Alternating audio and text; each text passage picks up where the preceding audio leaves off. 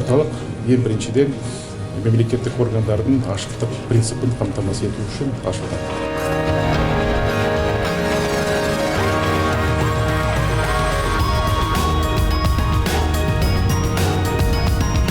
Қаражат керек ұсыныстарын белгілейміз.